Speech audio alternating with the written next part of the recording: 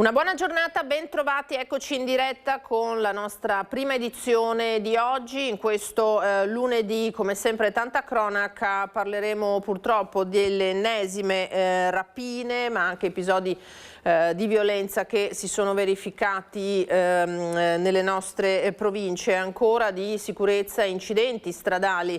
Avremo ospite tra l'altro in collegamento tra non moltissimo il sindaco di Treviso Mario Conte, che è anche presidente dell'Anci Veneto, e anche con lui faremo il punto un po' sulla situazione sia per quanto riguarda la sicurezza che anche i fondi in arrivo ai comuni. Torneremo naturalmente sulle Olimpiadi dopo la domenica entusiasmante che ha visto Cortina d'Ampezzo fare da sfondo all'impresa incredibile di Brignone, quindi temi davvero tanti. Allora noi andiamo innanzitutto alla cronaca che ci porta a Padova. Andiamo all'arresto di un 22enne di origini marocchine accusato di aver picchiato l'ex compagna. La polizia appunto lo ha arrestato. Aggredisce l'ex compagna e la minaccia con un coltello. La Polizia di Stato di Padova ha per questo arrestato un 22enne di origine marocchina, già noto alle forze dell'ordine, per reati contro la persona e contro il patrimonio, accusato di maltrattamenti in famiglia e lesioni personali ai danni dell'ex compagna, una 48enne con cui aveva convissuto in passato.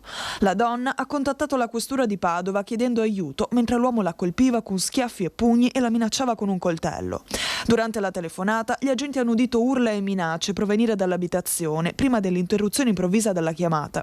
Gli operatori intervenuti hanno trovato la vittima e l'aggressore in strada nei pressi dell'ingresso dell'abitazione. L'uomo è stato bloccato mentre negava le accuse, nonostante le evidenti lesioni riportate dalla donna. All'interno dell'appartamento sono stati rilevati segni di colluttazione e il coltello utilizzato per le minacce. La vittima è stata medicata in ospedale con una prognosi di 20 giorni. L'indagato è stato arrestato e portato nel carcere Due Palazzi di Padova a disposizione della Procura della Repubblica di Padova. Il giudice ha convalidato l'arresto disponendo il divieto di avvicinamento alla vittima e ai luoghi da lei frequentati, il divieto di comunicazione e il divieto di dimora nella provincia di Padova senza autorizzazione. Il questore Marco Dorisio ha inoltre avviato la procedura per la revoca del permesso di soggiorno, valutata la gravità dei fatti e la pericolosità sociale dell'uomo. E poi c'è l'inseguimento che si è verificato la scorsa notte tra Padova e Cadoneghe. Un uomo è fuggito all'Alt, è stato fermato e condotto in caserma. Una corsa ad alta velocità lungo le strade tra Padova e Cadoneghe finita con il fermo di quest'auto poco prima della mezzanotte. Dopo l'alto dei carabinieri, il conducente aveva premuto il piede sull'acceleratore. Ne è nato un inseguimento terminato nella strettoia di Vicolo Sauro all'incrocio con via Rigotti a Cadoneghe. A bordo un uomo, sembra si tratti di un nordafricano, che è stato accompagnato in caserma. Sull'episodio sono in corso indagini da parte dei carabinieri di Padova. Nel frattempo, dopo aver pubblicato le foto sui social, ai carabinieri arriva il grazie di Marco Schiesaro, sindaco di Cadoneghe. Oggi è lunedì, in vista del nostro Ring, questa sera a partire dalle 21, la prima serata dedicata all'attualità politica di Antenna 3 con il nostro vice direttore Ferdinando Avarino. Vi sottopongo il sondaggio che vi lanciamo oggi. Il tema naturalmente verrà discusso anche nel corso della trasmissione in prima serata questa sera. Migranti, blocco navale e lista dei paesi sicuri serviranno dal vostro punto di vista? Sapete bene che c'è un dibattito che va avanti ormai dall'insediamento del governo Meloni sia sul blocco navale che sul rimpatrio degli stranieri e il tema appunto dei paesi sicuri. Per rispondere di sì o di no, i numeri li conoscete, sono quelli che vedete in sovraimpressione. Iniziate a chiamarci e esprimere la vostra opinione, ne riparleremo poi stasera al Ring quando verrà svelata la vostra posizione naturalmente. Andiamo al sequestro eseguito dalla Guardia di Finanza di Treviso. Parliamo di 3 milioni di giocattoli provenienti dalla Cina senza la dicitura CE e pertanto potenzialmente pericolosi per la salute. Violazioni riscontrate che hanno comportato per 2 imprenditori una sanzione amministrativa che prevede un massimo di 50.000 euro. In aggiunta, nei confronti di un altro negoziante si è proceduto proceduto alla denuncia penale e al sequestro di alcuni pupazzi del noto marchio Labubu, risultati contraffatti. 3 milioni di pezzi sono stati sottoposti ad analisi nel laboratorio chimico dell'Agenzia delle Dogane e dei Monopoli di Livorno, che ne ha certificato l'irregolarità sotto il profilo chimico-meccanico rispetto alle norme e agli standard europei e dunque materiale, come detto, potenzialmente pericoloso. C'è stato un altro sequestro da parte della Guardia di Finanza, siamo al porto di Venezia, ne dà conto anche l'agenzia ANSA, 1400 bidoni di gas refrigerante. L'Agenzia delle Dogane e dei Monopoli con la Guardia di Finanza ha sequestrato al porto di Venezia 1400 bidoni di gas di contrabbando, introdotto dunque irregolarmente nell'Unione Europea per un valore commerciale complessivo di 463.200 euro. Da un primo accertamento sul carico è emerso che il prodotto trasportato consisteva in gas refrigeranti appartenenti alla categoria di gas fluorurati, sostanze soggette a rigorosi vincoli normativi in materia di importazione, sicurezza e tutela ambientale. Inoltre l'etichettatura dei due gas non risultava conforme al regolamento UE. A Trieste un altro sequestro, in questo caso parliamo di tutt'altre sostanze, allora ce ne dà conto la nostra redazione di Tele4. È volato dall'Italia all'India con 1400 bustine di Viagra, senza la dovuta documentazione. Pensava di farla franca, ma le speranze si sono spente alla vista dei finanzieri. Al Trieste Airport, i militari della Guardia di Finanza, insieme al personale dell'Agenzia delle Dogane e dei Monopoli, hanno selezionato per i controlli dei bagagli un passeggero sloveno che proveniva da Nuova Delhi, in arrivo all'aeroporto Giuliano dopo uno scalo intermedio a Roma Fiumicino. La successiva ispezione del bagaglio da stiva ha permesso ai finanzieri e agli addetti delle dogane di trovare abilmente occultate fra i capi di abbigliamento le 1400 dosi di medicinale sildenafil, meglio noto come Viagra indiano, conservate in 200 confezioni da 100 mg. Tutto materiale privo della documentazione certificativa obbligatoria e delle autorizzazioni sanitarie. L'intero quantitativo del prodotto è stato sequestrato e il viaggiatore sloveno è stato denunciato a piede libero alla Procura della Repubblica di Gorizia per l'introduzione illegale di farmaci nel paese. Questo dunque il sequestro di Trieste. Andiamo in A4 adesso parlando di strade e dunque di incidenti, perché intorno alle 7 i vigili del fuoco di Mestre e del distaccamento di Mira sono dovuti intervenire per un incidente stradale lungo la A4, come detto, in direzione Milano, nel tratto immediatamente successivo all'area di Arino. Per cause che sono ancora in corso di accertamento, un'autovettura si è capovolta più volte prima di arrestare la propria corsa. Nell'incidente è rimasta ferita una donna le cui condizioni sono state giudicate gravi. Le squadre dei vigili del fuoco hanno provveduto alla messa in sicurezza del mezzo, hanno collaborato col personale del SUEM 118, intervenuto con ambulanza ed elisoccorso. La donna è stata elitrasportata in ospedale. Per consentire le operazioni di soccorso l'autostrada è stata parzialmente chiusa al traffico. Sul posto anche la stradale e il personale della società autostradale. Si sono verificate lunghe code fino addirittura a 10 km, ma possiamo immaginare alle 7 di mattina di un lunedì come possa essere stata naturalmente in A4 la situazione. Adesso andiamo a ripercorrere l'operazione antidroga condotta dalla Questura di Belluno, che insieme ai colleghi del commissariato di polizia di Conegliano hanno arrestato un 28enne di Follina, sequestrato diverso materiale con il ringraziamento della sindaca che dice la sicurezza dei cittadini è una priorità. L'operazione coordinata dalla Procura di Belluno è scattata la notte di martedì scorso. Impegnati gli uomini della squadra mobile della Questura bellunese insieme ai colleghi di Bolzano, Rovigo, Treviso e Padova con l'impiego dell'unità cinofila. Diverse le perquisizioni eseguite alla ricerca di soggetti ritenuti responsabili di spaccio di droga e di rifornire le piazze della provincia di Belluno. Nell'abitazione di Follina di un 28enne di origini marocchine, con precedenti per reati contro la persona, il patrimonio e gli stupefacenti, ritenuto un possibile fornitore fornitore, gli agenti hanno recuperato 815 grammi di hashish, materiale per il confezionamento e 1.000 euro in contanti suddivisi in banconote di vario taglio. Al momento della perquisizione in casa c'era anche la compagna dell'uomo, una 24enne di Vittorio Veneto, indagata perché trovata in possesso di 30 grammi di cocaina e diverse banconote per un totale di circa 800 euro. Tutto il materiale è stato posto sotto sequestro, così come il cellulare del 28enne, che sarà analizzato alla ricerca di altri possibili elementi utili alle indagini. Dopo l'udienza di convalida, l'uomo è stato sottoposto agli arresti domiciliari con l'applicazione del braccialetto elettronico. Alle forze dell'ordine arrivano i ringraziamenti della prima cittadina di Follina. Desidero esprimere piena fiducia nell'operato di tutte le forze dell'ordine impegnate nel contrasto allo spaccio e alla criminalità.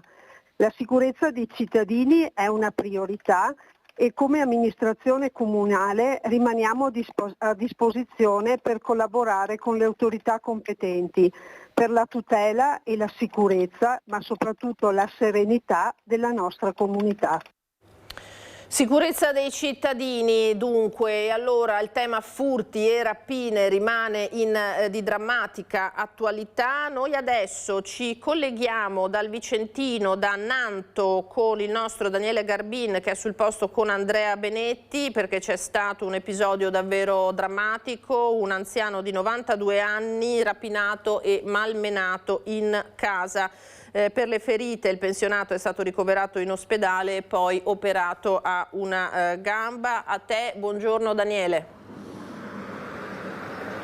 Buongiorno Lina, buongiorno ai telespettatori, confermo siamo qui a Nanto, proprio alle mie spalle l'abitazione del pensionato malmenato in questo momento in ospedale, qui a fianco il figlio Mauro Marin, ecco, che chiederemo subito come è andata l'operazione e come sta il papà. Sì, mio papà ha subito questo intervento chirurgico per la frattura al femore che ha subito durante questa aggressione. L'hanno operato ieri, l'intervento è andato bene, hanno inserito questa protesi metallica, insomma diciamo, ecco. E adesso mio papà ha il suo decorso ospedaliero compatibile insomma con le sue condizioni anche rispetto insomma alla sua età. È proprio questo, rispetto all'età uno pensa anche qualsiasi anche basta un semplice passo falso per avere altri problemi in questo momento. Ricordiamo allora alle nostre spalle l'abitazione e l'esito finale della colluttazione che c'è stata del papà con i ladri che venerdì mattina sono saliti al primo piano di questa abitazione e hanno forzato una serranda e sono andati all'interno, hanno cercato di reperire gioielli, insomma hanno rovvistato l'appartamento e scendendo al piano terra hanno incrociato il papà che li ha affrontati, uno si aspettava certo di trovarli, ricordiamo era pieno giorno poco prima delle 10, 9:30 e quindi in qualche modo li ha affrontati. È una situazione che era già successa ancora, lei ha ricevuto la telefonata del papà che chiedeva aiuto. Sì, mio padre ha avuto anche la forza di riuscire a raggiungere il suo telefonino e quindi lui poco dopo che era caduto a terra è riuscito a chiamarmi. Io sono corso lì, ho chiamato nell'immediato il 112, poi ho chiamato il 118 che hanno fatto anche molto presto ad arrivare, sinceramente. Intanto mi sono sincerato delle condizioni di papà che era a terra, poi sono salito al piano primo per verificare cosa era successo, infatti ho trovato il piano primo a soqquadro. Poi sono tornato giù chiaramente e mio padre un po', per quello che ha potuto, è riuscito un po' a raccontarmi in quei momenti, insomma anche molto concitati, anche sotto aspetto emotivo, insomma. Com'erano? Erano travisati in volto, parlavano accento straniero, è riuscito a individuare qualcosa? Subito sono intervenuti i carabinieri, no? Allora sommariamente papà mi dice che erano a volto scoperto, no? Erano in due. Probabilmente c'era anche una terza persona all'esterno con una macchina che probabilmente al momento dell'uscita dei due malviventi era proprio qui fuori. Sì, li ha visti anche in viso, voglio dire. Lui non è che li ha affrontati, lui insomma a modo suo ha cercato di allontanarli da casa e uno dei due mi dice, il padre, che si è avvicinato o con una testata o con una bracciata, insomma lui era anche in pigiama, era mattina, insomma, aveva appena fatto colazione questo signore, mio papà. Ecco, ricordiamo che questa abitazione è a poco lontano, un po' centinaia di metri dal laboratorio Orofa, più avanti Zancan, quello purtroppo più volte colpito da bandi di rapinatori che non si sono fatti scrupolo a utilizzare armi e sparare anche non poco tempo fa, e quindi vi sentite in qualche modo esposti, il pericolo è successo ancora in questo momento in questa zona anche per questa vicinanza? Beh, insomma, la relazione rispetto a Robertino Zancan penso che non abbia nessun collegamento, voglio dire, no? Purtroppo questi fatti accadono, sono accaduti anche in tantissime altre abitazioni qui nel nostro comune, non solo, e quindi voglio dire è un fatto che è accaduto, noi non avevamo nessun sentore, insomma, che qualcuno ci stesse anche così osservando, ecco. Cambierà qualcosa domani, voi quando vi aspettate che torni a casa, insomma? Beh, adesso la degenza sarà particolarmente lunga, quindi vedremo, insomma, ecco, appena stato operato poi ci sarà tutto l'aspetto riabilitativo e vediamo come andrà, insomma, speriamo bene, siamo ottimisti, ecco, questo sì, papà è forte. Ci auguriamo veramente, intanto le facciamo tanti auguri anche da parte della redazione. Grazie. Ecco. Per il momento, ecco, da Nanto è tutto. Lina, a voi la linea. Grazie Daniele Garbin, grazie ai colleghi di Vicenza per questo collegamento e grazie naturalmente al figlio di questo pensionato per la testimonianza, davvero fatti spregevoli, lo ripetiamo continuamente anche noi, che colpiscono le fasce più fragili alla fine. Un uomo di 92 anni che ha avuto anche il coraggio di affrontare queste persone entrate in casa. Allora torniamo sulla strada con quello che è successo a Cogollo del Cengio, un'auto precipitata dalla strada del Costo, ferito il conducente che è stato recuperato con il verricello ma ha rischiato davvero molto. Sul posto per noi ci sono Nancy Galdi e Renzo Rigon. Buongiorno Nancy.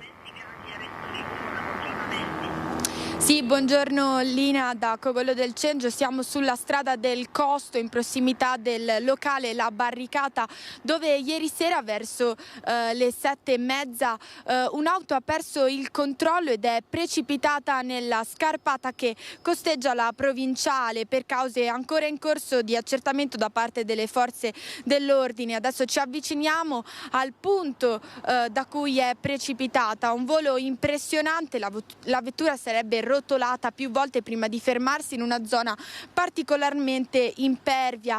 A dare l'allarme sono stati proprio i titolari del locale La Barricata, rimasto senza corrente e costretto dunque a chiudere ieri sera. I titolari sono usciti, hanno sentito un clacson che continuava a suonare ed è così che si sono accorti dell'auto caduta e si è scoperto proprio successivamente che il motivo per cui erano rimasti senza corrente era proprio perché l'auto, precipitando, aveva buttato giù un palo della luce. Sul posto sono intervenuti nell'immediato i vigili del fuoco del distaccamento di Bassano del Grappa e della sede centrale di Schio, che si sono calati lungo il pendio per raggiungere l'abitacolo deformato dal violento impatto ed estrarre il conducente, rimasto ferito però ancora vigile e in grado di parlare. Considerata la gravità delle condizioni e l'area difficoltosa, è stato richiesto anche l'intervento dell'elisoccorso del SUEM di Treviso e l'equipe sanitaria è stata verricellata sul posto proprio per recuperare il conducente e trasportarlo nell'ospedale più vicino.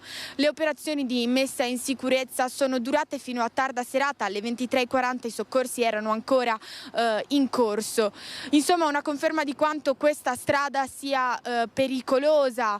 Si tratta di una delle vie principali che portano all'altopiano, tuttavia parliamo di in media un incidente a settimana e tra l'altro una strada colpita dal traffico impazzito. Già il weekend scorso le macchine sono rimaste paralizzate per ore proprio a causa del traffico. In questo caso poteva andare davvero molto peggio, il conducente è stato davvero fortunato. Bene, da Cogollo del Cengio è tutto. tutto, ringrazio Renzo Rigon alla parte tecnica. Lina, ti restituisco la linea. Grazie alla nostra Nancy Galdi con Renzo Rigon da questo scenario molto bello, ma naturalmente occorre prudenza per percorrere queste strade. Allora, prima di andare al prossimo servizio, chiederei cortesemente alla regia col nostro Simone Merlo e Alberto Pivetta di inquadrare l'home page del Gazzettino che parla di Carnevale a Venezia, altro tema naturalmente di strettissima attualità in queste ore, perché siamo davvero alle battute finali. Domani martedì grasso, oggi giornata in qualche modo di ponte anche per gli studenti. Venezia vista da due punti di vista, scusate la ripetizione. Allora, il Carnevale con l'acqua alta da una parte, il Mose non basta a tenere asciutta piazza San Marco ed è ancora protesta. Ci sono stati 2 giorni di disagio per l'acqua alta nella piazza, che è il cuore naturalmente degli eventi del Carnevale in questi giorni, e poi l'episodio invece che si è verificato a Rialto, in una città affollatissima naturalmente per il Carnevale.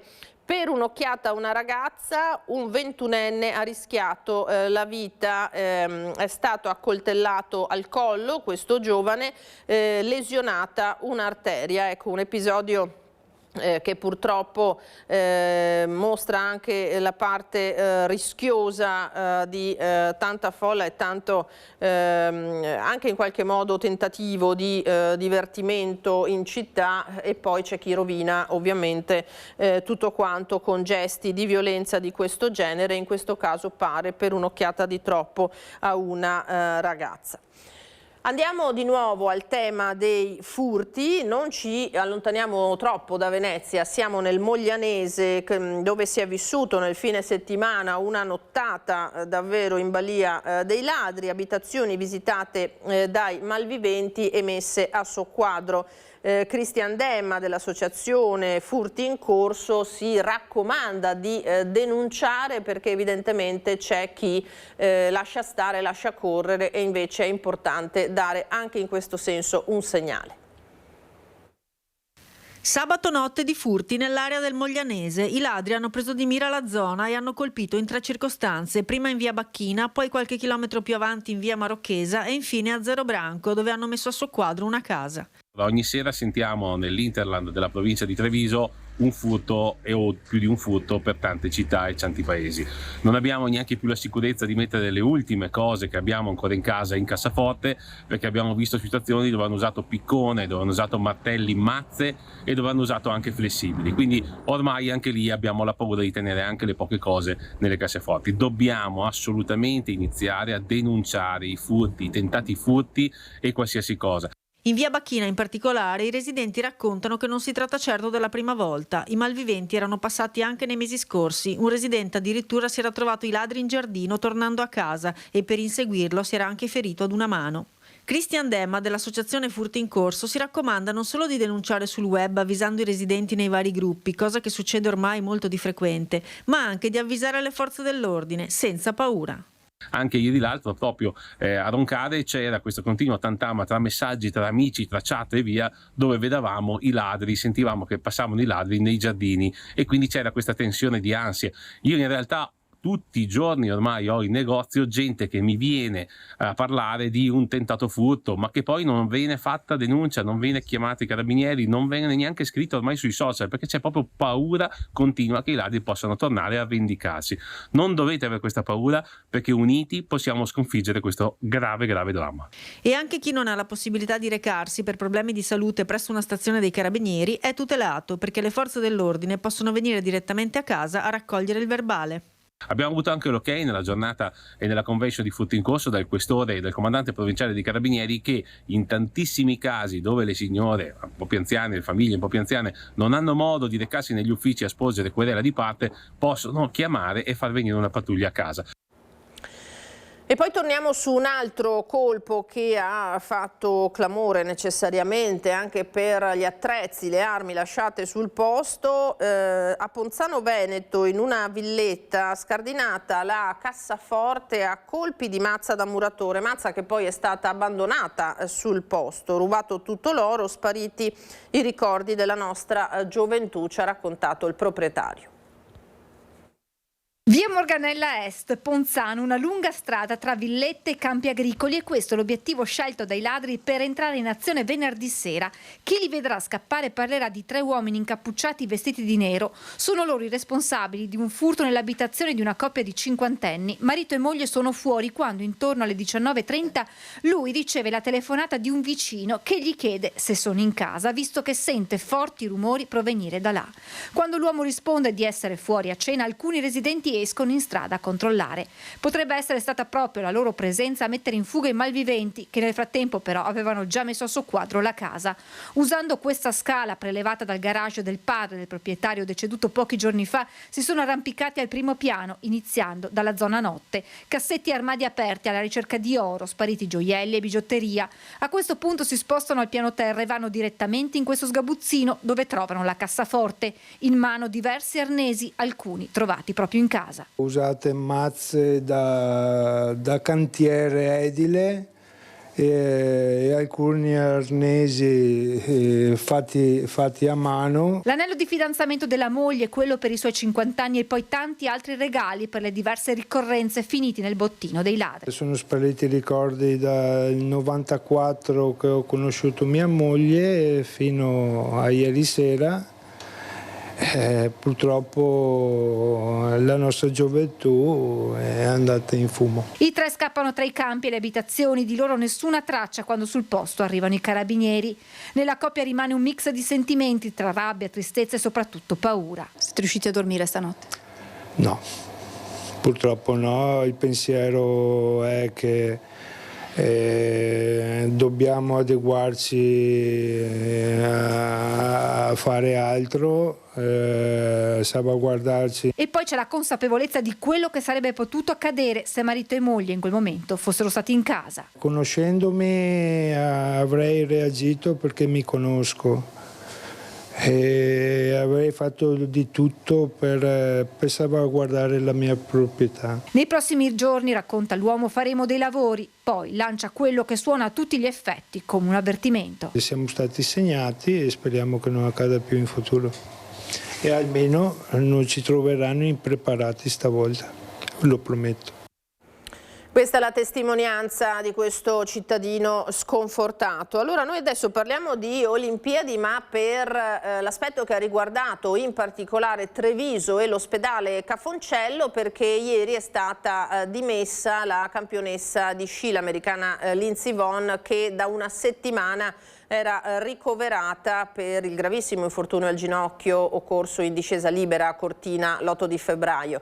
Siamo collegati in diretta con la nostra Francesca Bozza e il direttore generale dell'ULSS 2 Francesco Benazzi, proprio perché Lindsey Vonn ha lasciato finalmente Treviso, è volata in Colorado dopo aver ricevuto tutte le cure del caso in quell'ospedale che lo stesso team americano in qualche modo aveva scelto dopo l'infortunio. Francesca, a te, buongiorno. Buongiorno Lina, buongiorno ai telespettatori, grazie al direttore Francesco Benazzi, buongiorno direttore. Buongiorno, grazie a voi. Allora direttore, ieri Lindsey Vonn è stata dimessa, l'aveva lei stessa in qualche modo preannunciato nell'ultimo post nel quale diceva che l'intervento, il quarto intervento era andato bene ed è stato quindi possibile dimetterla. Sì, la campionessa Vonn è andata via, so che ha ringraziato, io non c'ero ma ha ringraziato tutta la nostra equipe e ovviamente l'azienda ULSS numero 2 Marca Trevigiana. Noi siamo stati onorati di averla, una grande atleta ma anche una grande persona, oltre che essere una grande professionista anche dal punto di vista umano.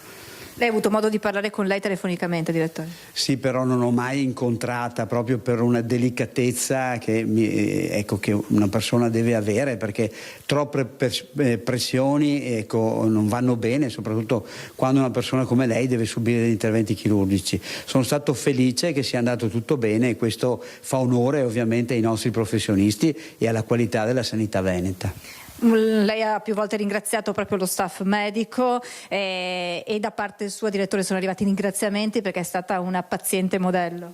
È stata una paziente modello assolutamente, anche perché si vede la tempra del vero atleta, del vero professionista. Ha saputo ovviamente superare questo momento di difficoltà, l'ha superato bene, ma lo ha superato sempre con il sorriso ed è veramente affabile, perché parlava con tutti i nostri professionisti ed era sempre con un sorriso per tutti.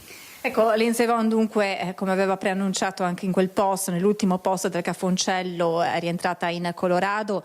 Chiaramente il percorso ora sarà lungo, potrebbe essere sottoposta ad altri interventi chirurgici, ora il tutto si sposta negli Stati Uniti. Ha voluto però lasciare un ultimo segno, direttore, quei peluche, perché è stata davvero inondata da tanto affetto da tutto il mondo, tantissimi fiori ma anche tantissimi pupazzetti che ha voluto lasciare qui. Sì, credo sia un segno di riconoscenza verso la comunità, cioè quindi dare i peluche ai bambini nella pediatria credo che sia un vero segno di riconoscenza e del fatto che ha fatto un percorso, anche se difficile, ma comunque lo ha fatto con dei professionisti che sanno fare il loro lavoro, quindi un grazie anche per questo, perché è un grande gesto di solidarietà.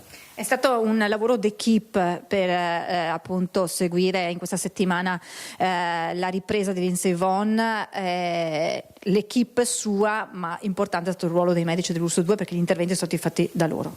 Sì, l'equipe diretta dal dottor Zanarella, che è il nostro primario di ortopedia, col dottor Bassi e l'anestesista, il direttore dell'anestesia, ovviamente il dottor Paolo Zanatta, e tutto il gruppo, diciamo, dei radiologi ai vascolari eccetera. È stato un grande lavoro d'equipe, con ovviamente anche veramente un lavoro di squadra fatto con il gruppo della campionessa. E allora io ringrazio il direttore generale dell'ULSS 2 Francesco Benazzi. Io vi lascio con il servizio che ripercorre queste ultime ore, le ultime ore di Lindsey Vonn a Treviso, prima proprio delle dimissioni, e con Nicoletta Rizzetto poi la linea può tornare allo studio.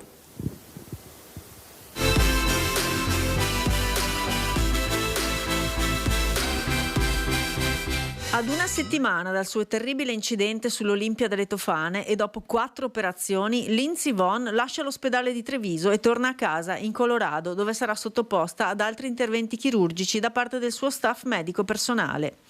Nelle scorse ore per la campionessa 41enne si era parlato anche di un intervento in una clinica milanese, voce però che non ha trovato conferma. Lindsey, ricoverata in terapia intensiva dall'8 febbraio scorso, ha invece lasciato nel primo pomeriggio il Cafoncello e li trasportata con un mezzo privato fino a Milano, da dove si sarebbe poi imbarcata, sempre con un mezzo privato, per gli Stati Uniti.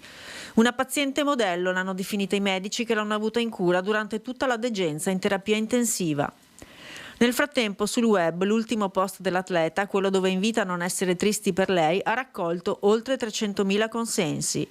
Lindsey ribadisce che era in un grande stato di forma e che era consapevole dei rischi che stava correndo nel lanciarsi oltre il cancelletto di partenza, ma come bene scrive, dice, nulla è garantito nella vita. Ad inseguire i propri sogni si può cadere, ma se non ci provi mai non lo saprai mai. Quindi, per favore, non siate tristi per me. Anche cadere è valsa la pena. Quando chiudo gli occhi di notte non ho rimpianti e rimane tutto l'amore che provo per lo sci. Non vedo l'ora che arrivi il momento in cui potrò stare ancora una volta sulla cima della montagna, e lo farò. Molto bello anche l'ultimo gesto della campionessa, che ha donato tutti i pupazzi ricevuti in questi giorni da tutto il mondo ai bambini ricoverati nel reparto pediatrico.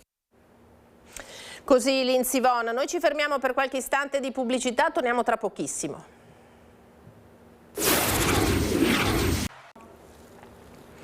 Eccoci di nuovo in diretta con la nostra prima edizione. Allora saluto e ringrazio, collegato con noi il sindaco di Treviso Mario Conte. Vediamo se siamo in grado di collegarlo. Eccolo qua in diretta da Cassugana. Buongiorno sindaco. Buongiorno e grazie per l'invito. Grazie a lei. Allora sindaco, intanto andiamo a parlare subito del carnevale, direi, perché partiamo dalla leggerezza, perché è stato un weekend di presenze importanti a Treviso. Domani c'è tra l'altro la sfilata che Antena 3 darà in diretta, per cui partiamo dalle buone notizie. Città piena di gente, abbiamo visto, di bambini, di ragazzi, di famiglie, e si annuncia un martedì grasso di affluenza significativa. Sì, queste sono le invasioni che ci piacciono, quelle fatte di famiglie, di bambini, di maschere, di colori, di divertimento, di sorrisi. Devo dire che dopo un periodo caratterizzato dall'incertezza meteorologica, la domenica di ieri ha dato la possibilità davvero a tante famiglie, a tanti turisti, a tanti visitatori di ritrovarsi in una città riempita di energia positiva, quindi di maschere, di sorrisi. È stato davvero molto bello. Noi abbiamo cercato di animare il carnevale trevigiano con artisti di strada, con delle coreografie che poi anticipano la sfilata di martedì, l'ultimo di carnevale, che sarà davvero un momento comunitario importante. Lo è tutti gli anni, però insomma attendiamo questo martedì, l'ultimo di carnevale, con entusiasmo, e l'appello che faccio è di venire a vedere i carri mascherati, di portare i propri figli, i propri nipoti. Chi non può muoversi potrà usufruire del servizio che Antenna 3 offrirà appunto con la diretta, quindi approfitto anche per ringraziarvi, perché poi sono giornate molto impegnative per chi lavora come voi, però è bello portare il carnevale dentro le case dei cittadini, pensando che magari molti vorrebbero essere presenti lungo le strade della nostra città, ma non possono esserlo fisicamente, ma saranno protagonisti insieme a voi. Grazie Sindaco. Senta, ma ci dica la verità, la domenica invece come l'ha trascorsa? Perché noi sappiamo che lei era a Cortina a vedere questa entusiasmante vittoria di Federica Brignone. Sono stato fortunato, nel senso che ho voluto prendermi una domenica per vivere l'atmosfera delle Olimpiadi, e quindi sono stato con mia moglie a Cortina e abbiamo avuto l'onore e la fortuna di vedere anche l'entusiasmante vittoria di Federica Brignone, che insomma ci ha regalato delle emozioni pazzesche. Però fatemi anche ringraziare le istituzioni che hanno voluto portare in Italia questo evento straordinario. Ho letto e ho sentito tante notizie riguardanti le Olimpiadi, i disagi, il traffico, eccetera. Devo dire che ieri, andando con la nostra macchina, ho trovato un'organizzazione perfetta, e quindi, oltre a essermi sentito orgogliosamente italiano in occasione dell'inaugurazione delle Olimpiadi, che è stato secondo me uno degli spettacoli assolutamente più belli che io abbia mai visto, anche ieri, andando proprio a Cortina, ho trovato l'organizzazione, ho trovato la disponibilità, la cortesia, e poi c'era il clima olimpico, dove insomma c'erano tifosi e turisti da tutto il mondo che si incrociavano per condividere le stesse emozioni, le stesse passioni.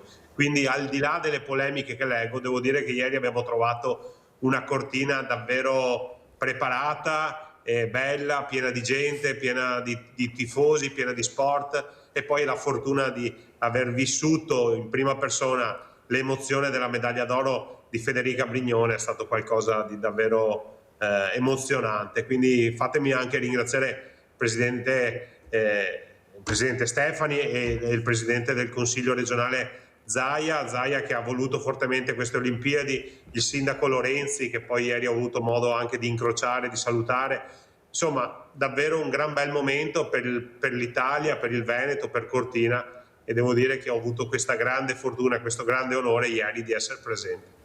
Senta, veniamo alle questioni più strettamente trevigiane, perché l'abbiamo vista sulla stampa oggi col tema di fondi che proprio dalla Regione potrebbero essere a rischio per opere che sarebbero importanti, in particolare per la sicurezza stradale, piste ciclabili. Com'è la situazione e che prospettive ci sono in questo senso? Ma in realtà il taglio che attualmente è stato portato da parte della Regione è un taglio tecnico, nel senso che è una riprogrammazione di alcuni fondi europei che sono stati destinati alle autorità urbane, tra le quali c'è anche Treviso.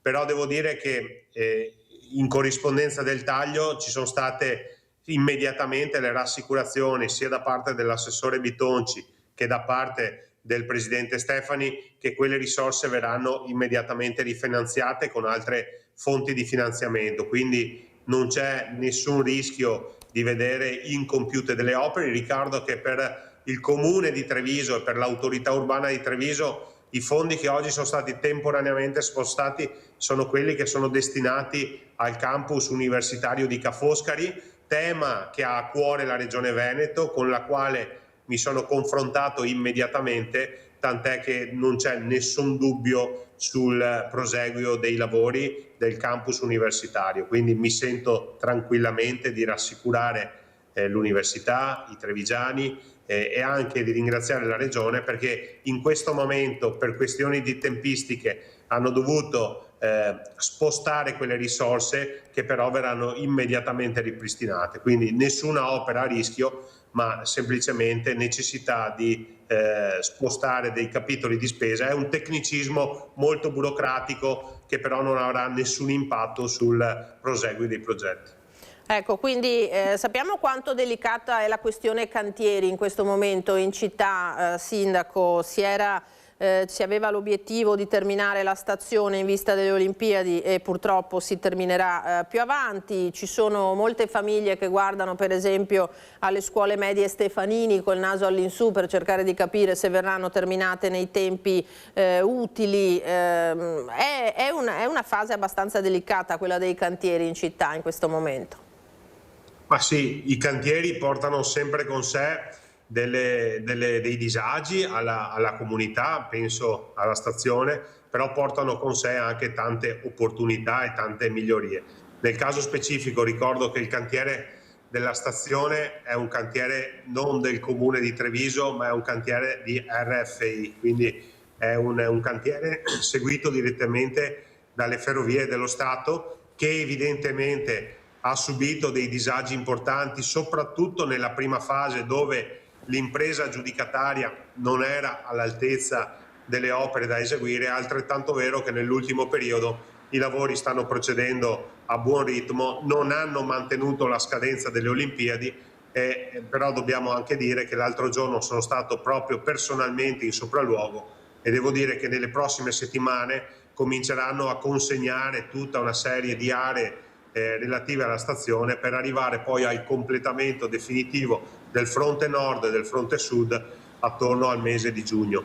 Sono soddisfatto? Assolutamente no. Sono arrabbiato tanto quanto i cittadini, però la differenza tra me e i cittadini è che poi io prendo parole anche dai cittadini e quindi io quotidianamente metto pressione a RFI perché credo che la gestione di questo cantiere sia stata assolutamente scandalosa, una vergogna sotto tanti punti di vista. È altrettanto vero che nel momento in cui hanno cambiato marcia facendo entrare una seconda impresa nel cantiere, i risultati hanno cominciato a vedersi.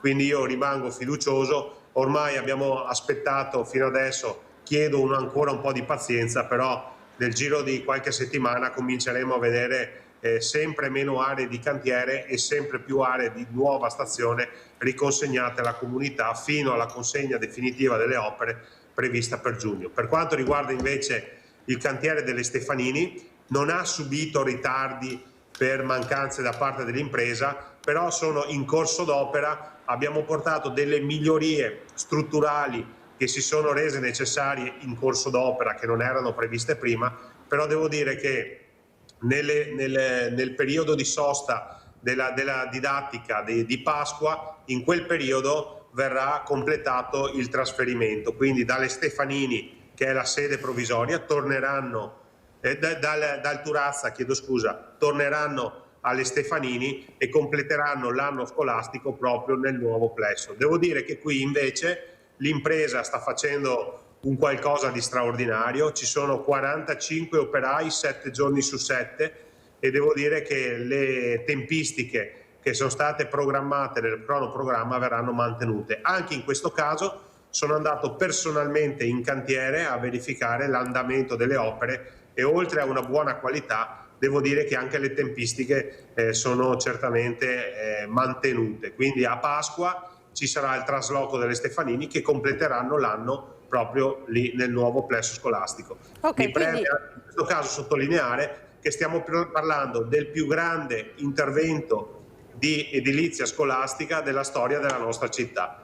Ha portato con sé qualche disagio, è altrettanto vero che consegneremo agli studenti e ai cittadini una nuova scuola, l'ennesima nuova scuola che avrà tra le varie caratteristiche il fatto che sarà indipendente da un punto di vista energetico, quindi abbatterà tantissimo i costi di gestione, ma soprattutto sarà una scuola non energivora ma sostenibile anche da un punto di vista ambientale.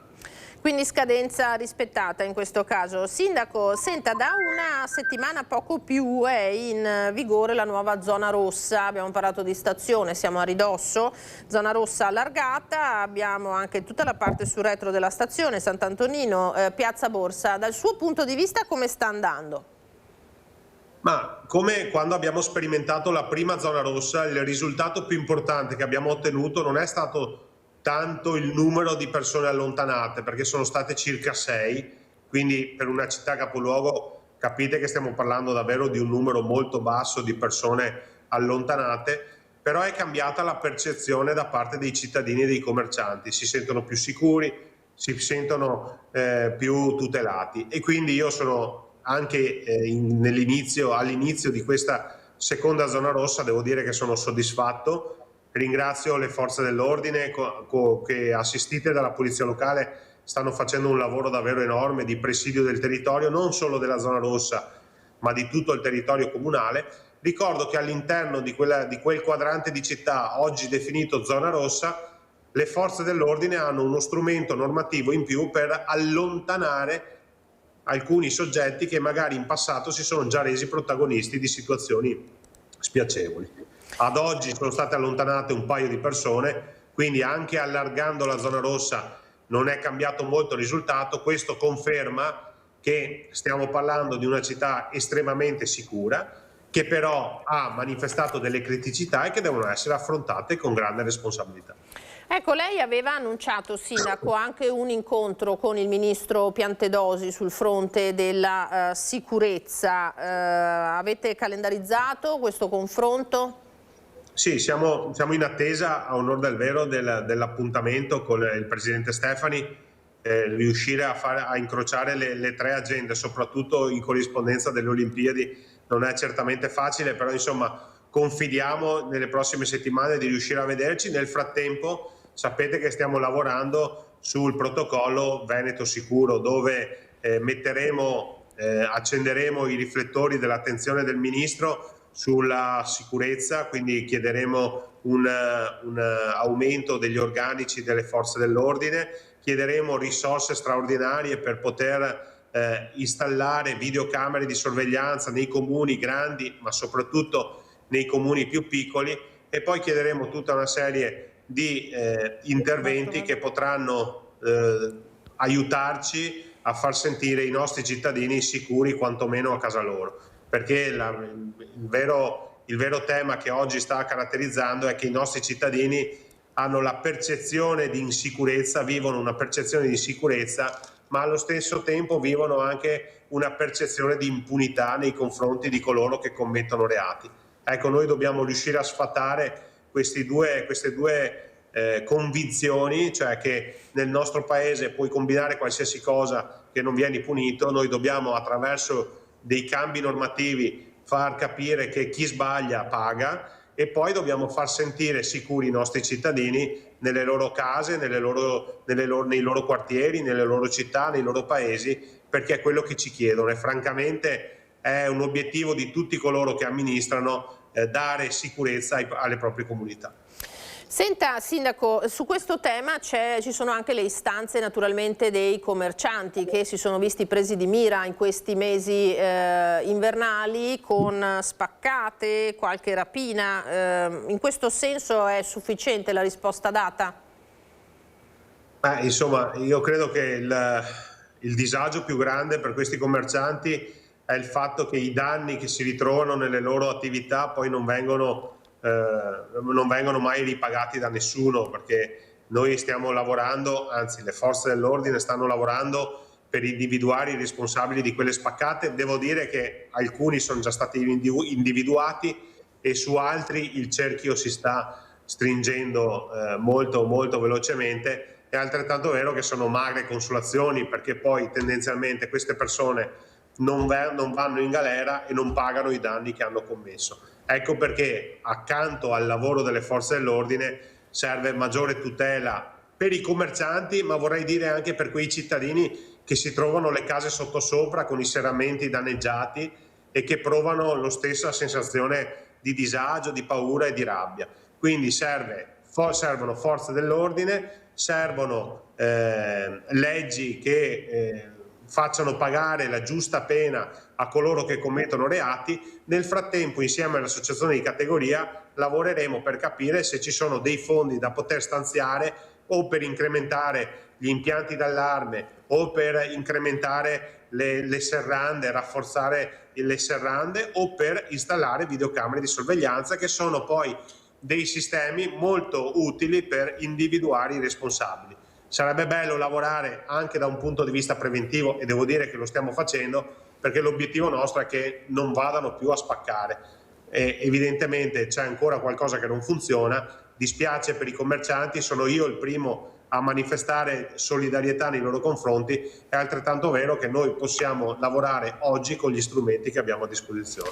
Sindaco, le lancio due spunti di politica, sappiamo che non ha molto tempo, velocemente. Uno è il nostro sondaggio e le chiediamo di darci il suo punto di vista. Il tema è i migranti, blocco navale e lista dei paesi sicuri. Sono provvedimenti dal suo punto di vista che servirebbero?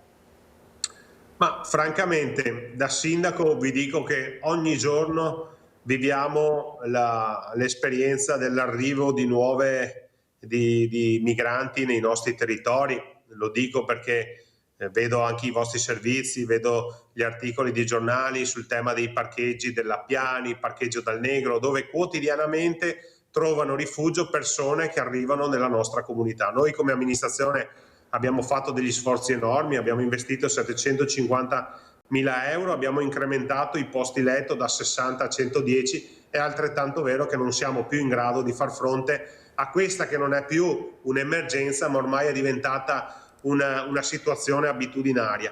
Continui arrivi nel nostro territorio di persone che dovrebbero invece trovare delle soluzioni diverse da un punto di vista dell'accoglienza, che non sia quella così un po' sgangherata dei comuni che riescono a mettere in piedi. Quindi io sono certamente per aiutare le persone che sono in difficoltà, che scappano dalla guerra, ma guardate, io penso anche che ci siano molte persone che scappano anche dai cambiamenti climatici. È altrettanto vero che chi viene qui deve rispettare le regole, deve rispettare quelli che sono i nostri usi e costumi e deve iniziare un processo vero di integrazione. Diversamente dobbiamo obbligatoriamente facilitare, non so dirvi come, però i processi di rimpatrio di quelle persone che vengono qui per delinquere o che non hanno nessuna intenzione di adattarsi a quelle che sono le nostre culture, le nostre abitudini. Quindi io sono per aiutare le persone nel momento in cui però ci sono le condizioni per poter dar loro un futuro. Quindi non so dirvi se il blocco navale sia la soluzione, perché stiamo parlando comunque di persone disperate che scappano e non vorrei star qui a contare morti in mare. È altrettanto vero che credo che oggi nel 2026 ci siano tutti gli strumenti per evitare che queste persone partano. Quindi dobbiamo evidentemente fermarle prima del blocco navale, dobbiamo fermarle prima che loro partano attraverso la diplomazia e se serve anche attraverso investimenti nei loro paesi. Ricordo che la gestione finanziaria di questa emergenza sta costando al nostro paese tantissimo. Allora forse se noi impegnassimo queste risorse per dar loro un futuro nei loro paesi, eviteremo tutta una serie di situazioni che stanno caratterizzando tutte le città del nostro paese, compresa la sensazione e situazioni legate alla sicurezza. Senta Sindaco, invece l'ultima è proprio di politica più esplicita riguardo al nostro territorio. Mostriamo questa paginata che c'è oggi sul Gazzettino, parliamo di elezioni suppletive. Il primo è Adinolfi, Lega, c'è il monito di Gobbo, basta, depositate le prime 3 candidature.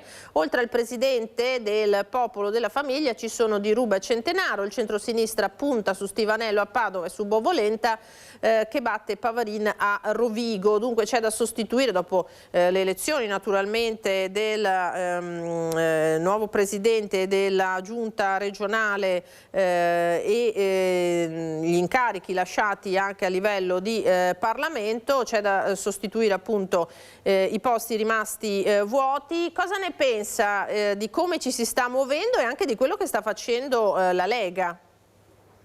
Credo che la Lega abbia espresso Di Rubba e Centenaro, che sono due persone che conosco personalmente, che sono persone per bene, che portano sempre un grande contributo al nostro movimento, quindi io darò, come sempre ho fatto, il massimo per portare l'acqua al mulino della Lega. Si è, come è normale che sia, aperto un dibattito sull'opportunità di candidare una figura che non è strettamente legata al nostro territorio. Io credo francamente che nel momento in cui le segreterie decidono che per vari motivi serve posizionare una persona che arriva da una regione diversa, i militanti e coloro che ricoprono ruoli anche di governo, come può essere il sindaco di Treviso, devono capire che c'è un progetto superiore, allinearsi e sostenere. Quindi io, come ho appena detto, sono pronto a sostenere la causa del nostro partito. Siamo reduci da una vittoria entusiasmante del presidente Stefani in occasione delle regionali.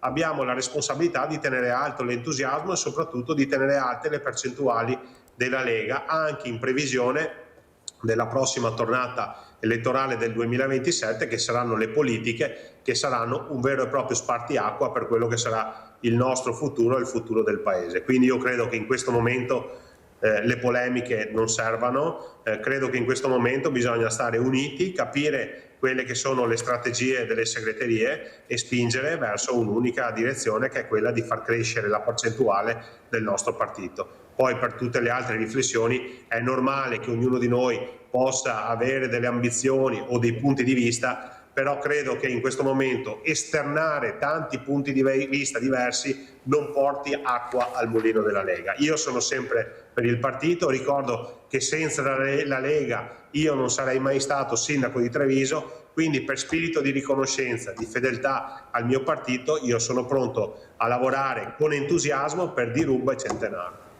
Grazie a Mario Conte, sindaco di Treviso, presidente. Posso salutare anche la sciatrice, che la Von, che è stata forzatamente ospite della nostra città, però voglio augurare un grande futuro e una grande ripresa alla Von, e voglio anche ringraziare la struttura ospedaliera e sanitaria dell'ospedale di Treviso, che ci hanno resi orgogliosi nel mondo. Quindi Lindsey Vonn si è trovata benissimo a Treviso. Colgo anche l'occasione per reinvitarla in città, non in ospedale, ma a vedere anche tutte le altre opportunità paesaggistiche, culturali, sportive, enogastronomiche che la nostra città offre. È entrata in contatto con l'ospedale e devo dire che Treviso ha lasciato un segno importante, non soltanto nel ginocchio ma anche nel cuore di Lindsey Vonn. Benissimo, quindi Treviso è stata protagonista anche in questo. Grazie Sindaco Mario Conte, come sempre, della disponibilità e buon lavoro. Grazie a voi e buona giornata a tutti, un saluto ai telespettatori. Grazie. Allora, vediamo se la nostra Anna Maria Parisi è in collegamento da Mestre. Eccola qua, subito la linea. Allora, la nostra Anna Maria, perché abbiamo parlato di problematiche di sicurezza a Treviso. Mestre non è sicuramente da meno, i cittadini in strada addirittura con pettorine arancioni, ma ci dicono non siamo ronde. Qual è il caso, Anna Maria, a te? Sì, buongiorno Lina, del caso te ne parlo a breve, perché adesso appunto, come vedi, siamo in Piazzale Roma, dove raccontiamo una storia accaduta nel fine settimana scorsa, anzi per la precisazione nella notte tra venerdì e sabato, con il carnevale che si stava trasformando in ennesima tragedia, una festa di carnevale in piazza, a Rialto, in zona Erbaria, dove tra alcol, forse un po' troppo, mascherine e coriandoli, c'è stato un apprezzamento di troppo, evidentemente, di un 21enne incensurato, un ragazzo del Lido, nei confronti di una ragazza in maschera, forse la fidanzata di qualche amico della compagnia con cui si era deciso di venire qui a Venezia per trascorrere la serata di Carnevale, con il 21enne a causa di questo apprezzamento che si è ritrovato steso a terra in zona Erbaria, ripeto, a Rialto, in una pozza di sangue, perché qualcuno, un suo coetaneo sembra, di cui si sono perse al momento le tracce, l'ha preso un coltello e l'ha coltellato col fendente alla gola. Il ragazzo è apparso da subito gravissimo, immediati soccorsi, con prima il ricovero al civile all'ospedale di Venezia e poi il trasferimento a Mestre per le sue gravissime condizioni che rimangono tuttora in prognosi riservate, con un ragazzo che sembra non essere più in pericolo di vita, ma la prognosi resta comunque riservata. E nella stessa ora, sempre di notte, sempre nel fine settimana tra venerdì e sabato scorso, come dicevi tu, muniti di pettorina colorata, torcia in mano si sono riversi in strada una quarantina di cittadini tra Mestre e Marghera riuniti dal Alvise Ferialdi, che è qui con noi, che ha chiamato un po', diciamo, raccolta tutti questi cittadini grazie alla sua pagina Facebook. Buongiorno Marghera. Non è stata tanto gradita da una parte questa, come dire, passeggiata notturna, da una parte della fascia politica cittadina che adesso sembra presenterà un'interrogazione. Come mai? Questo è incomprensibile, cioè stiamo parlando di un evento spontaneo, un evento che è nato da uno scambio di WhatsApp tra cittadini, e quindi la prima volta siamo trovati in 18, la seconda in 22 e questa volta siamo trovati in 40, tanta gente, tanto successo per questa iniziativa che, voglio ribadire, non è una ronda, ma bensì sono delle passeggiate civiche. Io non capisco le motivazioni di tale attacco, visto il successo che ha di consenso questa operazione, perché la gente vede in maniera positiva il cittadino che scende in strada. Non la capisco, si tratta evidentemente di un errore, anche perché tra le file dei cittadini ci sono persone che votano da destra a sinistra, quindi veramente la considero una cosa assurda. Ecco, c'è chi da una parte quindi plaude al coraggio di questi cittadini scesi in strada, è il caso di dire, per monitorare in prima persona il territorio degradato, e c'è chi invece pensa, come una parte dell'opposizione in seno al Consiglio Comunale, che siamo di fronte a una specie di deriva privata di giustizia fai da te.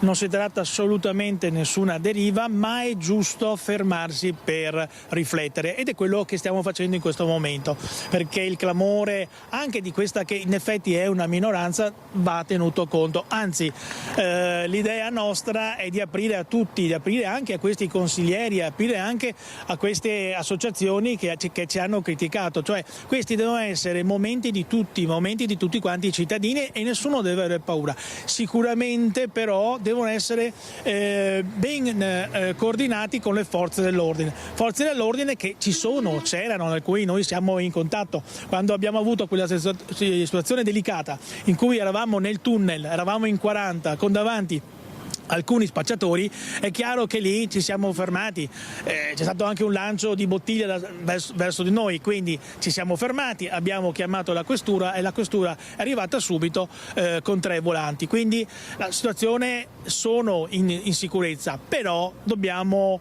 in qualche maniera migliorare questo nostro stare in strada. Una cosa che poi è bella, che poi dà anche fiducia, vedere cittadini che vedono altri cittadini.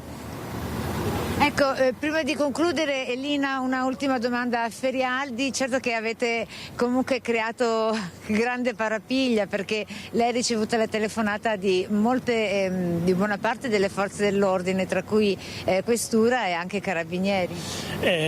Sì, no, Questura no, Carabinieri sì, perché volevano capire un attimo, noi non siamo stati interessati, se potevamo essere interessati. Dai per scontato che quando tu chiami la Questura automaticamente tutte le forze sono avvisate, poi è comunque un evento pubblico, non è un evento privato, è un evento ampiamente pubblicizzato, spontaneo. Chi viene sono i cittadini che vedono l'evento e si fidano perché conoscono Buongiorno Marghera, conoscono la nostra storia, conoscono il nostro lavoro sul territorio, perché non è un anno che noi siamo a Marghera.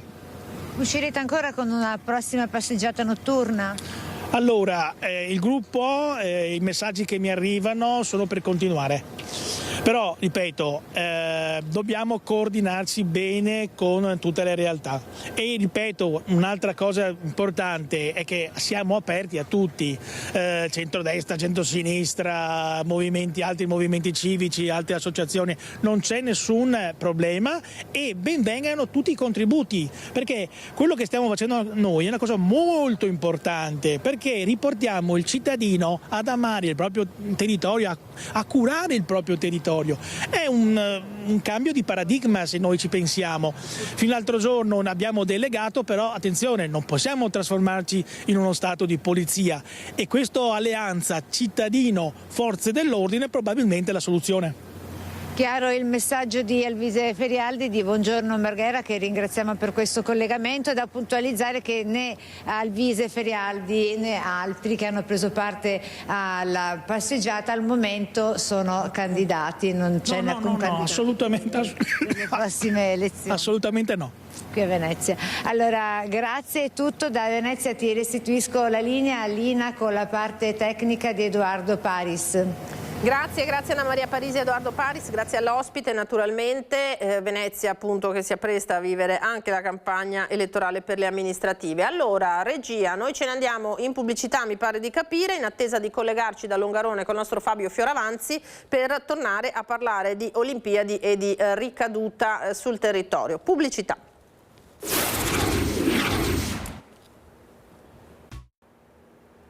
Ritorniamo in diretta da studio con la nostra prima edizione. Subito, prima di passare nuovamente ai servizi, un aggiornamento di cronaca che arriva da Vicenza. Mentre stava svolgendo alcuni lavori agricoli in un campo, è stato colpito alla testa da un palo in cemento che sorregge alcune vigne. L'incidente si è verificato stamattina a Carré. L'uomo di 60 anni è ora ricoverato in gravissime condizioni all'ospedale San Bortolo di Vicenza nel reparto di rianimazione. L'allarme è stato dato da alcune persone che erano con la vittima dell'incidente. Sul posto, oltre ai medici del SUIM, i vigili del fuoco e i carabinieri. Dunque un gravissimo infortunio di fatto sul lavoro, visto che erano in corso alcuni lavori agricoli in un campo e questo palo in cemento ha colpito alla testa questo sessantenne. Allora, dovremo essere in grado adesso di andare in diretta da Longarone con Fabio Fioravanzi e Stefano Bozzi, che sono col presidente della provincia di Belluno Padrin, perché le Olimpiadi naturalmente non solo portano grandi successi ma anche tanta gente nel territorio, e c'è il tema viabilità che ancora è di strettissima attualità. A te Fabio, buongiorno. Grazie mille per la linea, appunto siamo con Padrin, cominciamo da queste Olimpiadi che comunque vada, comunque sia, entreranno nella storia perché, e mancano ancora giorni di gare, abbiamo già comunque stabilito il record olimpico per quanto riguarda i 5 anelli invernali, per il numero di medaglie. E noi siamo orgogliosi e dobbiamo ringraziare i nostri atleti e tutti gli allenatori e gli staff che seguono questi ragazzi che stanno portando lustro al nostro paese, alla nostra regione e anche alla nostra provincia di Belluno, con risultati che sono sopra ogni aspettativa, anche se le aspettative erano alte, dobbiamo essere sinceri, ma alcuni ragazzi veramente sono riusciti a ottenere dei risultati che nessuno poteva pensare. Poi parliamo di punto di storia. Proprio a Cortina, Brignone, che vince 2 medaglie d'oro ed entra sicuramente nella storia delle Olimpiadi, e poi ricordiamo atlete come una mamma che ha vinto 2 medaglie d'oro con un bambino di 3 anni, insomma, e un'altra atleta che ha stabilito il record delle medaglie olimpiche conquistate da un solo atleta, 6 Olimpiadi alle spalle, e ha così raggiunto uno schermidore che aveva il record fino adesso. Ma poi ci sono anche le medaglie bellunesi. Questo è ancora di più motivo d'orgoglio per me, per noi, per tutte le nostre comunità, il nostro territorio provinciale, perché ormai i numeri cominciano a essere alti. Io ho festeggiato venerdì sera Lucia Dal Masso, che è la prima gordina ad aver vinto una medaglia olimpica nello snowboard, ma con lui c'è l'allenatore, lo skiman, che sono bellunesi, e poi abbiamo avuto il grandissimo risultato di Stefania Costantini, ormai la conoscono tutti, è lei che penso abbia creato la passione per il curling dopo la vittoria insieme a Amos Mosaner, anche lì il direttore tecnico è di Cortina. Poi ci sono state la Lolo Brigida, come ricordavi tu, allenata da Alessandro Mazzoleni, che è un ragazzo di Pieve di Cadore, e poi devo dire che ieri è un po' stata un'altra giornata storica, perché abbiamo avuto Elia Barpa, che è di Trichiana, che ha vinto la medaglia nella staffetta del fondo, Lisa Vittozzi, che è vero, è una residente sappadina ma è nata a Pieve, vive in provincia di Belluno, quindi per noi è una di noi, e poi c'è anche il grande risultato complessivo che tutte queste ragazze hanno fatto. Ricordo anche Davide Graz, che è di Sappada, ma anche lui figlio dell'ex sindaco, che è un ragazzo sul quale io, quando era giovane, parlavo sempre col papà dicendo che secondo me lui avrebbe fatto una grande carriera perché aveva i numeri per riuscire a farla. Sono stato per questa volta almeno anche sono contento, perché se lo merita, un ragazzo d'oro, una famiglia d'oro, e quindi anche Graz fa parte un po' dei bellunesi. Viabilità, come ricordava la collega da studio, e poi le polemiche lette sui giornali, fallimento dei parcheggi scambiatori. Ma diciamo che il tema di qualcosa che non va dobbiamo sempre trovarlo, no? E questo mi dispiace un po', perché devo dire che tutto veramente sta funzionando bene. L'inizio non è stato facile anche dal punto di vista dei trasporti, non possiamo dimenticare la polemica del bambino lasciato a terra, quello che è stato poi il discorso legato ai biglietti, insomma c'è stato all'inizio un po' di disagio e di complessità anche per noi. Dopo però le cose stanno funzionando benissimo. Chi ha il biglietto e vuole raggiungere Cortina, i mezzi sono tutti a disposizione.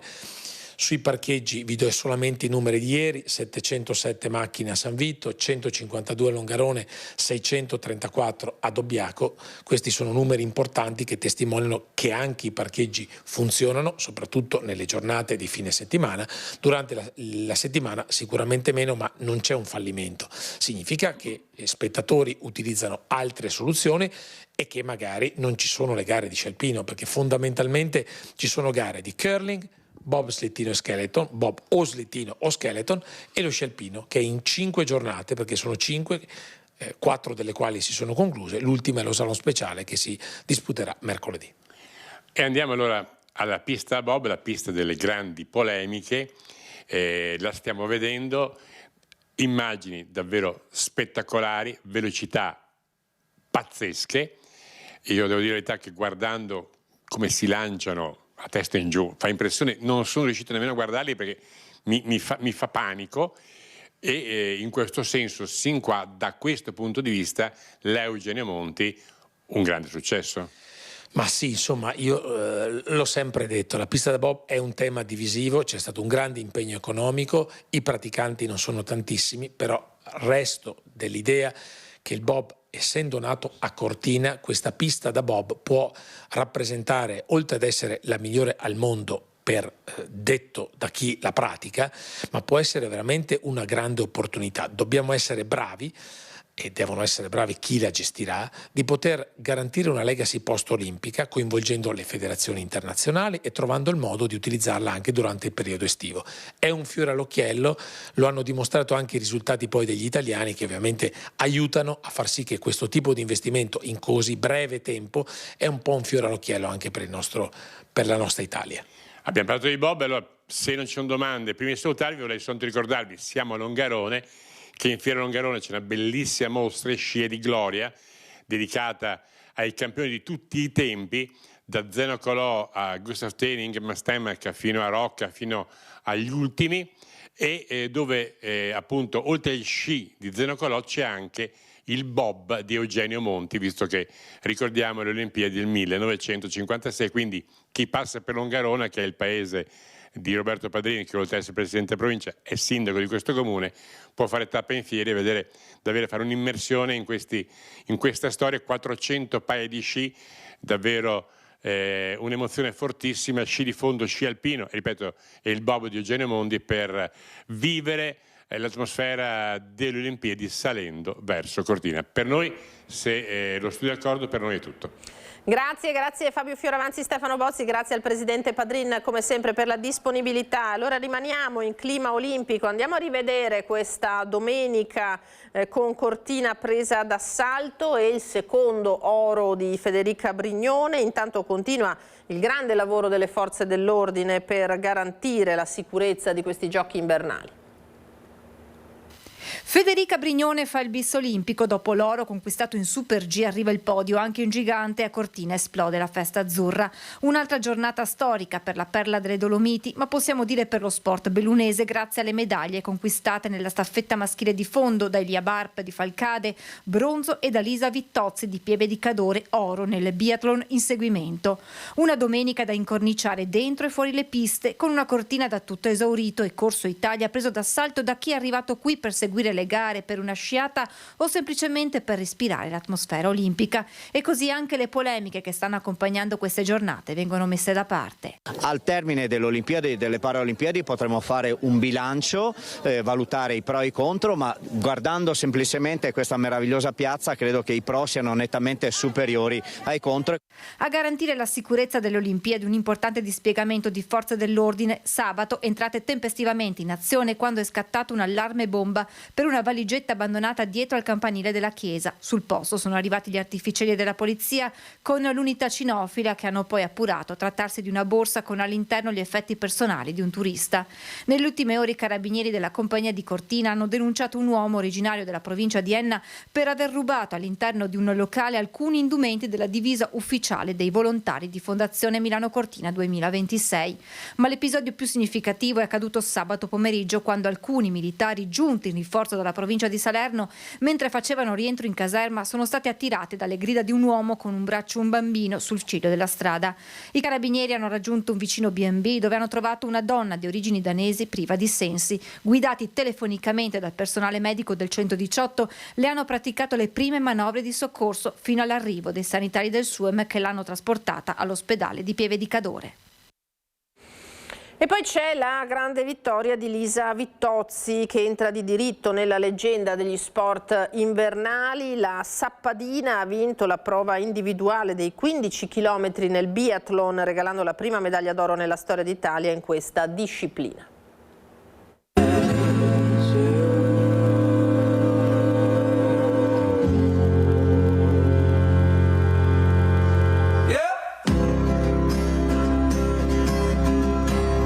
Era metà dicembre 2025 e le Olimpiadi invernali di Milano Cortina erano lì all'orizzonte, grandi, forse spaventose dopo l'avventura nera cinese del 2022, ma Lisa non è una ragazza a cui possono tremare le gambe di fronte alla possibilità di scrivere la storia.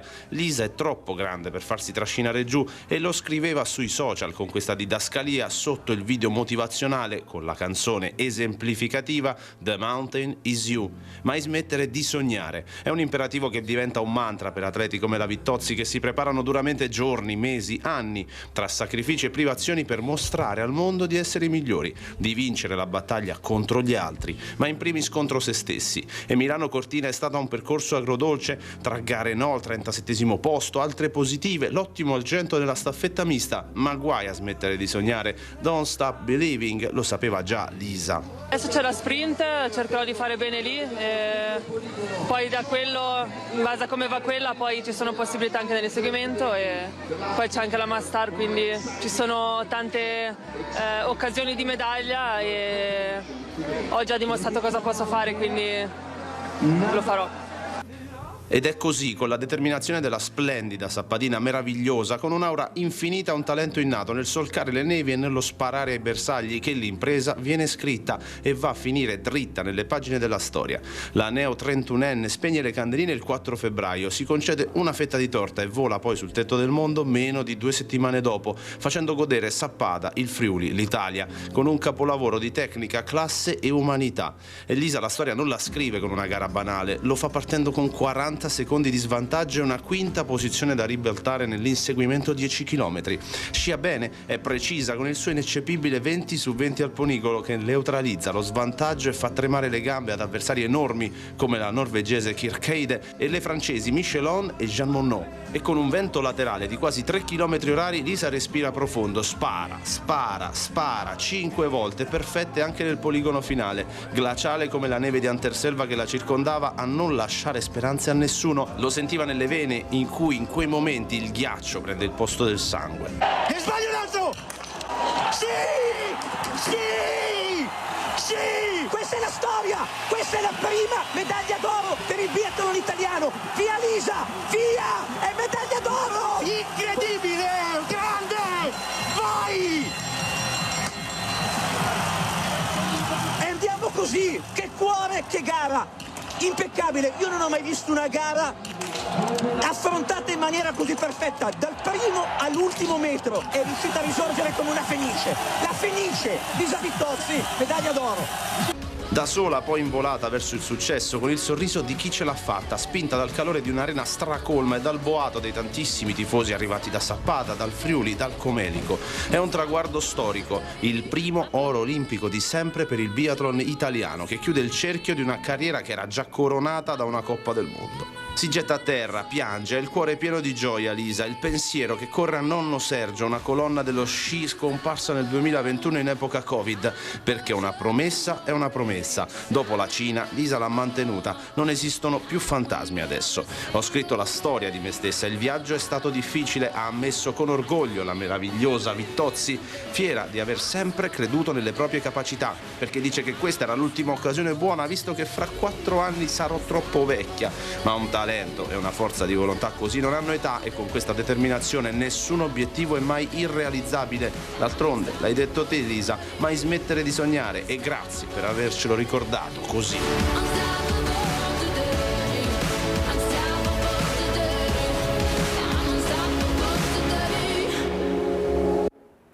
E allora questo è il servizio della nostra redazione di Udine sullo straordinario exploit di questa atleta. Allora, prima di salutarci vi ricordo innanzitutto domani dalle 14 su Antena 3, come ha già annunciato il sindaco Mario Conte, ci sarà la diretta della sfilata dei carri mascherati a Treviso, martedì grasso che riempirà naturalmente strade e piazze del capoluogo della Marca trevigiana. Noi saremo in diretta, come vedete, dalle 14 per raccontare non solo i temi dei carri allegorici, ma anche le coreografie dei tanti gruppi che affolleranno Treviso. Il meteo a quanto pare è favorevole, si attende davvero una sfilata partecipata sia in termini di gruppi che in termini naturalmente di pubblico.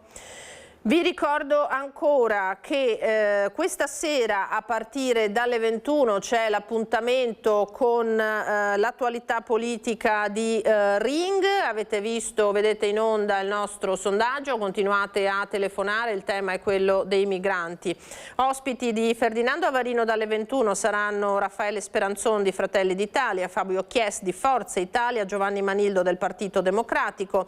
Dalle 22:20 si parlerà di un tema specifico, sagre e polenta, tutto tassato. Ci sono delle novità che mettono un pochino in allarme le Proloco. Saranno ospiti Luca Durighetto, sindaco di Zero Branco, Antonello Badin e Graziano Dall'Acqua, che sono vicepresidente e presidente della Proloco rispettivamente di Zero Branco e di Cimadolmo, Lucio Zanato, il nostro collega di Media Nord-Est, Paola Roma, assessore regionale con delega alle Proloco. Questo è il parterre di Ring questa sera dalle 21.